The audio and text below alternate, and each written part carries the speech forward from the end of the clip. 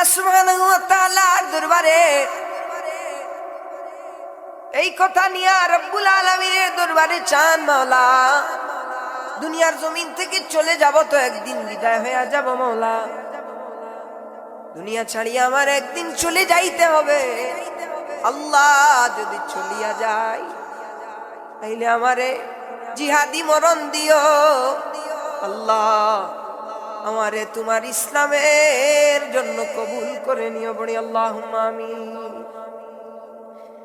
আল্লাহর কাছে দোয়া করি, আল্লাহ মালিক আমার কপালে হেদায়েত দাও।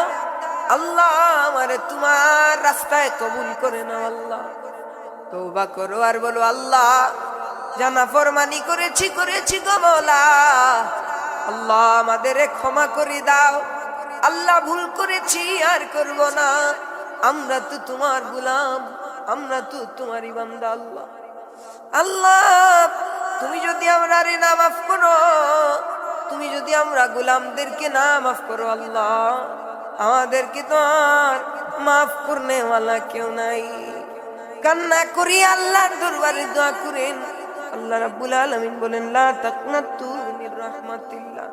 বান্দারি যত গুনাহগার হও না কেন, যত পাপী হও না কেন, তোমার জিন্দেগির গুনাহকে চোখের পানির বদৌলতে যিনি ক্ষমা করে দিবেন, আওয়াজ করে বলো তিনি কে?